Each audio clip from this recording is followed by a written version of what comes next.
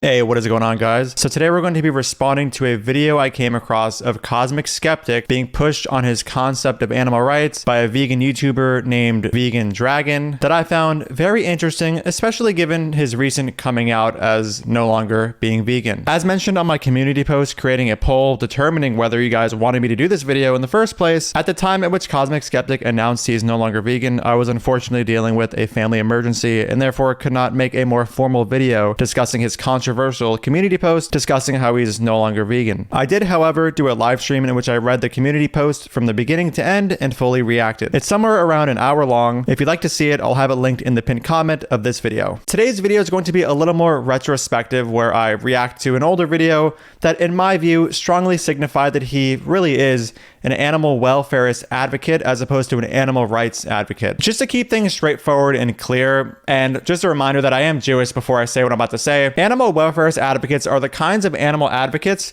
who are okay with a happy Holocaust, whereas animal rights advocates say, wait a minute, I don't care if your, happy farm generated a net increase in utility in the world. I think there's a problem with you mass murdering these animals and conducting your happy Holocaust. Now that that clarification is made about what an animal welfarist is and an animal rights advocate is, let's get on with the actual video. I'm known for Vegan Dragon on YouTube, tiny channel.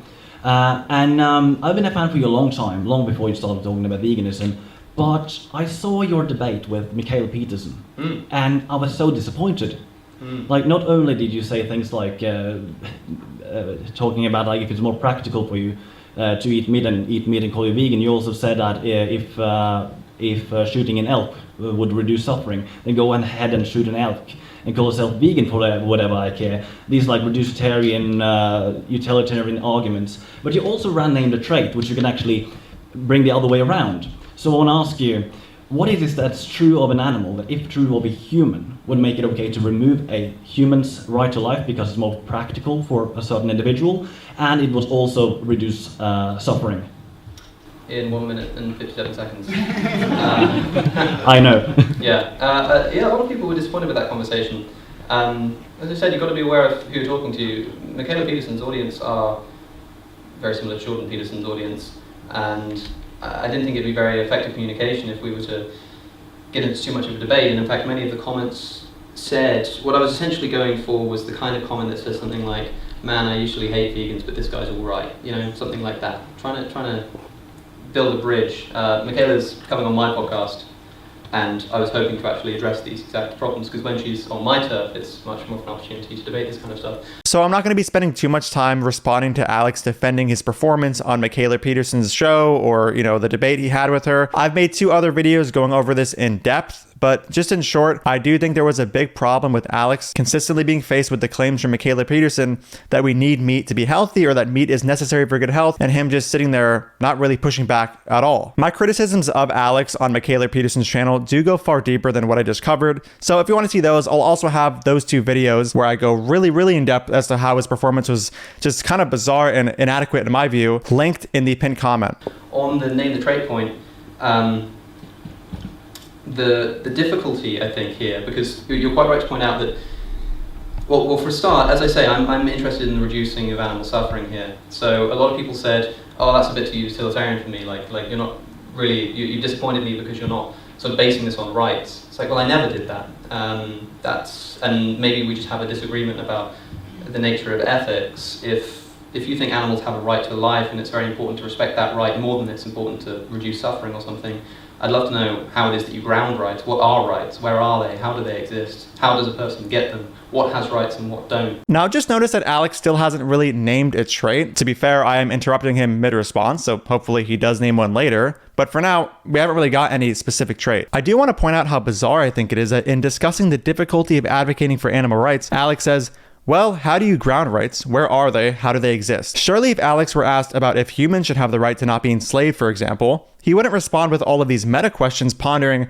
how exactly did we get to rights in the first place? This is important because I don't think that this kind of stuff can apply. I think rights are a useful concept that we use to minimize suffering in the long haul. That is something like rural utilitarianism. And so I made a video a while ago about animals having a right to life in the same way that humans do. I don't think that they can. He then follows up his meta questions with saying something along the lines of, I don't think that animals can have the right to life in the same way that humans do, and refers to a video he has done on the topic. I have made a video response to that video, but rather than just play that video here, I'll actually respond live again because I have a lot of new things to say. All right, so let's hear his case for why he thinks that we can't give animals the right to life in the way that we give humans the right to life. And just to be clear, presumably he is going to have to name a differential quality or symmetry breaker between humans and animals such that one can be given these kind of human rights while the other cannot. Let's see if this trait is in fact a difference between humans and animals. So I made a video a while ago about animals having a right to life in the same way that humans do. I don't think that they can, because if they did, we'd have to starve ourselves. And the reason for that is that, imagine that situation where I can shoot an elk. Let's imagine that by shooting that elk, and of course this can't be true of like how the whole world eats, it's just this particular situation. I can go and hunt that elk. Well, let's say my other option is to eat some imported vegan food that involves multiple animals dying in the crop death production and also environmental pollution from it traveling. What's the right thing for me to do then? Is it to eat that elk or is it to demand that food? Now for me it's very simple. I want to have the least or the minimal impact on animal suffering that I can. And so if by shooting that elk I'm going to cause less animal suffering and less animals are going to die as well, then I think that that's the right thing to do. Whether or not that's the vegan thing to do is another question. I understand why people would say that it's not. But the objection might be something like, well, you wouldn't do that to a human being, would you? Well, the thing is, I wouldn't do that to a human being, but I also wouldn't eat vegan food if it involved killing human beings in order to produce crops.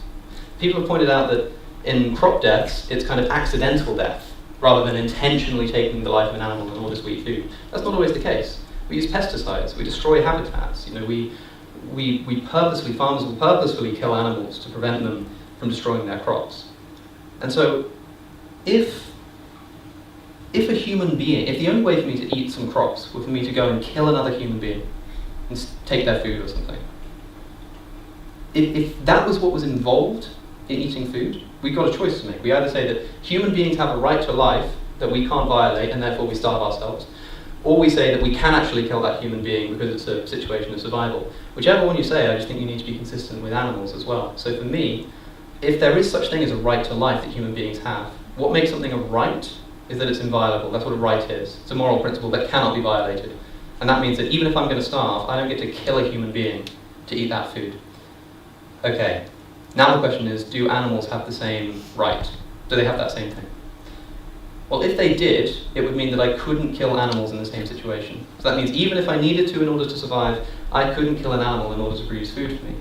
If that's the case, then we'd have to starve to death. All right, so a lot to unpack here. Alex sees an issue with saying that we can give animals the right to life in the way that we can give humans the right to life because of incidental crop deaths and crop production, plus the intentional killing of animals in defense of crops. And he views rights as inviolable and takes these instances of killing to be violations of rights. Now, first off, in industry in general, but also in crop fields, there are incidental human deaths which occur. So animals incidentally dying in crop fields is not a property unique to animals. Humans endure this too. Now, if I wanted to, I could stop the video right now because we've already found an instance demonstrating that Alex has not given a differential property between humans and animals because humans technically die incidentally in crop production, but we'll keep going because there are other problems I want to cover. When it comes to killing in defense of our food system, I personally don't see these as rights violations. And I would accept the same treatment for hypothetical mini insect level intelligent humans invading our food system and consequently causing mass starvation across the board. For a more familiar example, think of the humans infected with cordyceps in the new show for the video game The Last of Us. Imagine cordyceps started spreading and we had humans en masse aggressively raiding our plant farms, and the only viable way to defend our food supply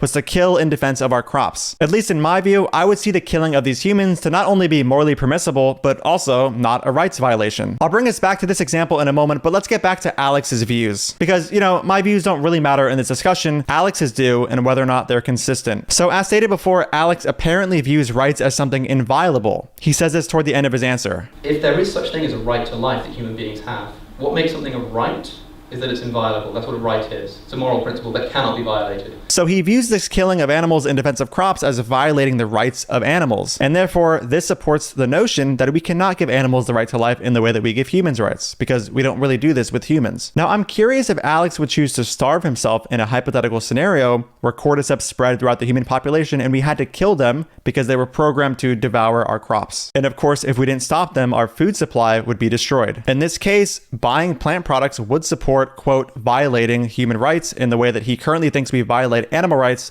when killing in defense of our crops. I have a hard time thinking that he would starve himself and do nothing, but he would have to if he wanted to uphold this rights are not to be violated view, because buying crops would cause human rights to be violated in this scenario. And if you think that this cordyceps hypothetical is unfair for whatever reason, just imagine humans in mass invading crop fields who aren't infected with cordyceps but cannot be reasoned with, whose invasion, similar to the cordyceps humans invasion, would cause mass starvation amongst civilization if not intervened upon. Now let's put this hypothetical stuff to the side. What about the real world? As stated before, under Alex's concept of rights, rights are inviolable. But it needs to be pointed out that we support the, quote, violation of human rights all the time, whether it's in defense of property or even our lives. It appears that killing humans in self-defense or killing humans in defense of property, who are, aggressively invading your property, are acts of violating one's rights, right? And I think that Alex, at the very least, thinks that it's morally okay to kill in self-defense. So if Alex supports these acts of defense,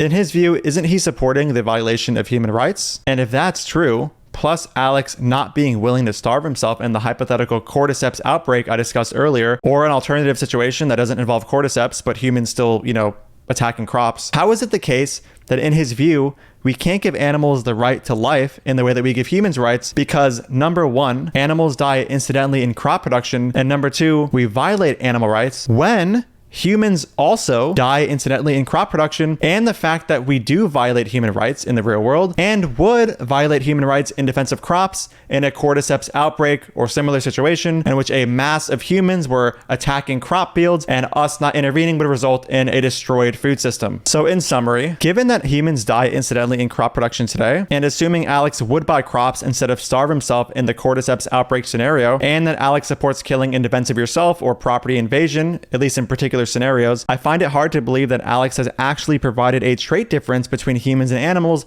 such that we cannot give animals the right to life in the way that we give humans the right to life. And lastly, on the name the trait question, remember, this is what was asked. So I want to ask you, what is it that's true of an animal that, if true of a human, would make it okay to remove a human's right to life because it's more practical for a certain individual, and it would also reduce suffering? And then toward the end of Cosmic's answer discussing the supposed differential properties between humans and animals, he says, I suppose that would be the trait. But yeah, I suppose that would be the trait. Now, recall the question again. Vegan Dragon asked, what is it that is true of an animal that, if true of a human, would make it okay to remove a human's right to life or kill them because it was more practical for a certain individual and the decision would reduce suffering? It appears the answer is the lack of a right to life in the way that we give humans the right to life. In Alex's view, this is what would need to be present in a human to consider it ethical to kill them in a scenario where it was practical to do so and would also reduce suffering. But here's the thing. We just established that the reasons Alex has for viewing animals as not deserving of the right to life in the way that humans are deserving of the right to life actually apply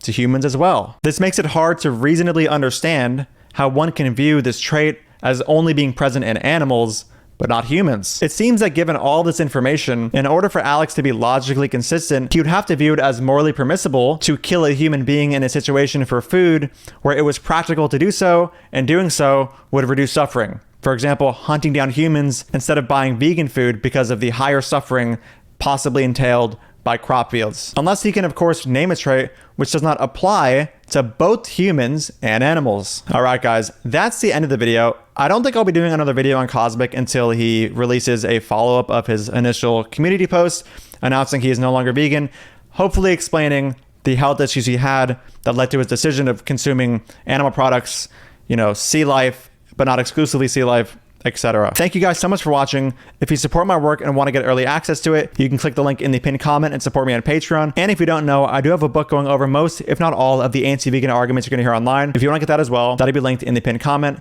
Thank you again for watching, and I'll see you in the next video. Dude, Fuck off. I don't want anything to do with you. Don't ever speak to me again. You're a fucking piece of shit. Even vegans don't get your weird, stupid wannabe sense of irony here.